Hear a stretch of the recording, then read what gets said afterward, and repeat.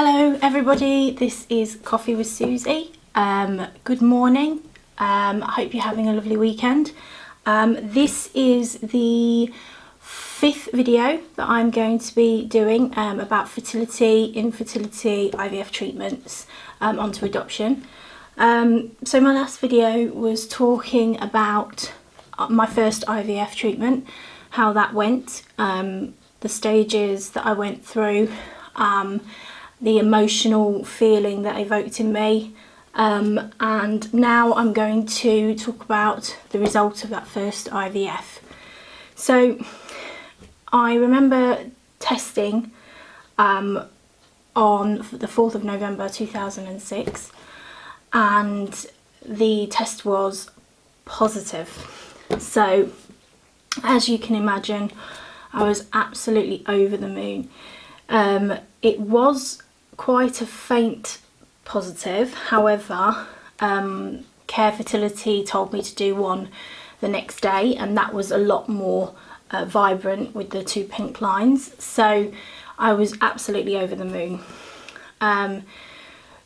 Shortly after the positive result, I would probably say within a few days, and several tests later, I don't know whether there are any ladies out there that has had a positive test and you seem to just want to keep seeing that positive test. So I must have spent £100 on pregnancy tests, different types, first response, clear blue, just to see if the 2 pink lines or the "you're pregnant" would still appear, and it did.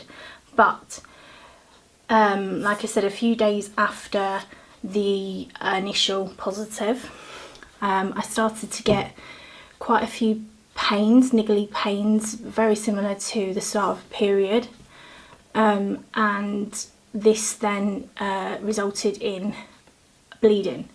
So I rang Care Fertility, and Care said it could be implantation bleeding. Please try not to worry, rest as much as possible and do another test tomorrow. So I did this and it was still positive. However, the bleeding continued. Now, I just want to talk very briefly about the emotions that was evoking in me. Not just me, but my partner as well. It was a horrible, horrible time, if I'm being honest with you. The elation of being pregnant was very, very quickly being taken over by my losing my baby, and the anger as well that I had towards my body was immense. I was very, very angry at myself, even though realistically there was nothing that I could do. It's nature. But you certainly don't feel like that when you're going through a miscarriage. So we got to, it must have been about 6 weeks. We were very close to having our first scan with Care Fertility, where they check for a heartbeat. I was testing throughout that time and still bleeding, sometimes heavily, sometimes not so heavy. And the tests, I noticed over time the lines getting fading each time I took one. I tried to think of ways to keep my baby. I tried to put it down to the lines being lighter because I was testing at different times of the day and not just in the morning. But ultimately, I think my husband and I both knew what was happening. My husband, looking back now, he was in immense pain as well. More so, I think, for me, because he knew that there was nothing that he could do to alleviate my pain. But also, he had emotions. It was his baby too. And I think I did forget that. It must have been very, very tough for him. And there's nothing worse than watching somebody that you love go through immense emotional and physical pain. So once we had called care just before the 6-week scan. They said, look, we're going to still have the scan because you just don't know what's happening in there. And a couple of days before the scan, my husband was at work and I went to the toilet. I felt quite a big bleed, so I rushed to the toilet, and as I sat there, I remember putting my hand there with some tissue and almost like a lump coming out. Now the lump was like a see-through sack, and there was something in the sack. I could see it, and there was actually no blood around it or anything like that, and it probably was only the size of not even the palm of my hand, but it was big enough that you kind of knew what it was, you know. And after that came the immense bleeding and the period pain feeling, and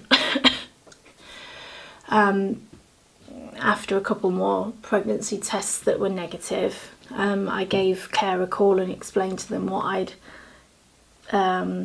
seen, and they said to me, look, you know, we kind of think that you've lost the baby, you've miscarried the baby, but come in anyway and we'll do a scan and we'll just see if everything's okay, to which we did that, and true to form, there was nothing there on the scan. The pain of that, the emotional pain of that, I'll never forget, as I'm sure a lot of the ladies that I'm speaking to now can understand. This was obviously quite a while ago for me now, and it's actually only probably the second or third time I've spoken about it, and it seems crazy now that I'm speaking about it on camera to several people potentially, but it's important that people know that it does happen. It's not your fault that it's happened. It's not your fault that you miscarry. It's nature's way of saying, no, this isn't right. This isn't right for the baby, for you.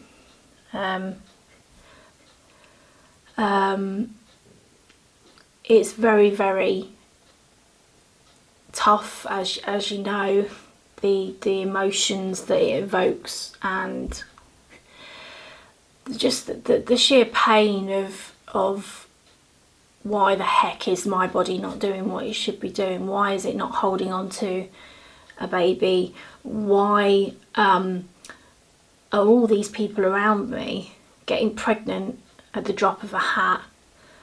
And it doesn't seem fair. But I believe now, after going through several IVFs, losing that baby, and getting to where I am now, that there is a journey that I had to go on, and that journey led me here for a reason, and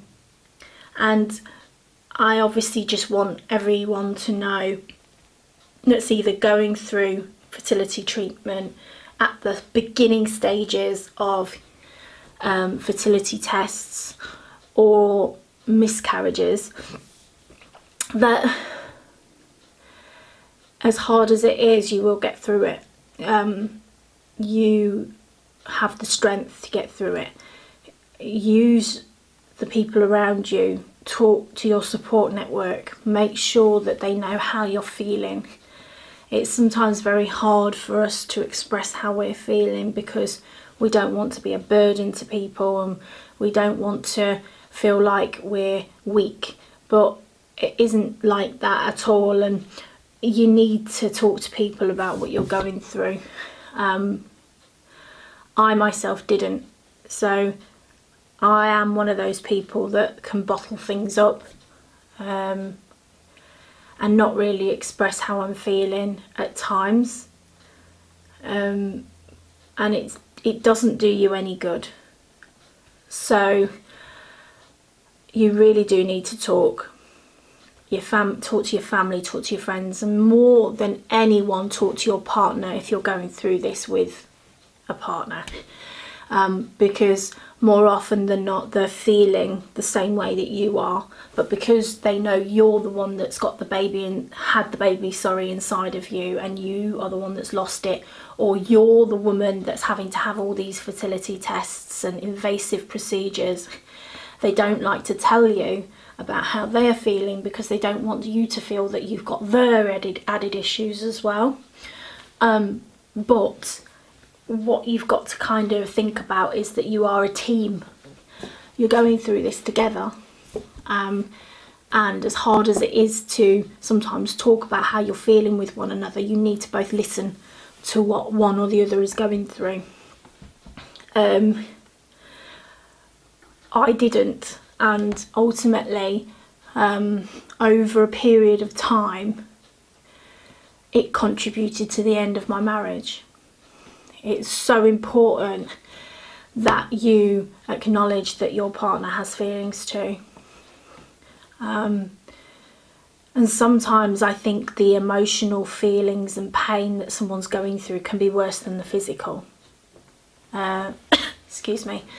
So the main thing is with a miscarriage that I would say is, as hard as it is, don't blame yourself, don't blame your body. It's happened for a reason. You know, nature doesn't hold grudges, it doesn't do anything like that. If there's something wrong, then it will ensure that it's got rid of. And as hard as that sounds, you know, that's what happens. Now, I'm not talking about miscarriages where, you know, a baby is fully grown or anything like that. There's a very, very different scenario. You know, I'm talking about the very, very first instances with a miscarriage where it's a few weeks, you know. I'm not talking about something that's progressed further on from that, because I don't know anything about that. All I know is about miscarriages in the first few weeks. The pain that you're going through is completely natural, and I just want people to know that it's a grieving process. You've lost your baby. It is a grieving process.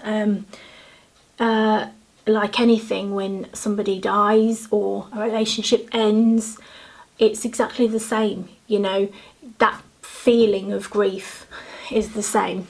So give yourself time to mourn, give yourself time to come to terms with that pain, and then stand up strong, hold your head up high, and if you feel the strength to keep going, then don't give up, because you never know. I have friends that have had miscarriages and they've now got 3 or 4 children, you know, people very, very close to me, and it's so important that if you feel you can, you continue with your dream. So I'm going to leave it there today. This is quite an emotional subject to talk about and to listen to. Again, if you have any questions at all for me, then I'll be happy to answer them. And when it comes to my particular experience, what I felt, the physical pain as well, If you have any questions at all, then please let me know.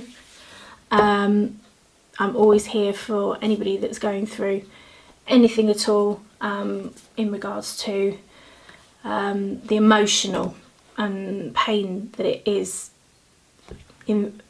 with fertility. You're all so strong, and keep fighting the fight, because I promise you, whatever way it works out, it will be what is meant to be. But you could get that dream, you know, it's out there, and a lot of women that I now know have achieved the dream of becoming a mother. So I hope that you're all well, and that you're all staying safe, and take care of yourselves, and I will speak to you on my next video. Thank you.